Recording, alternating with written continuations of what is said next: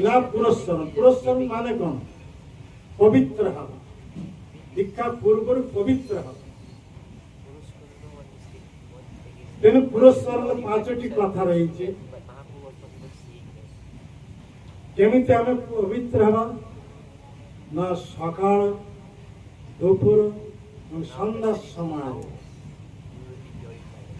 এইপরি আমি ভগবানଙ୍କର ପୂଜା କରିବା ପ୍ରଥମ ଦ୍ୱିତୀୟ ଭଗବାନଙ୍କର ନାମ ଜପ କରିବା ଦ୍ୱିତୀୟ ତୃତୀୟ ଭଗବାନଙ୍କର ଉଦ୍ଦେଶ୍ୟ ଭକ୍ତି ଭାବରେ ପ୍ରଣାମ କରିବା ତୃତୀୟ ଚତୁର୍ଥ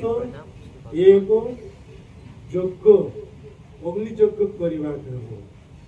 ये चतुर्थ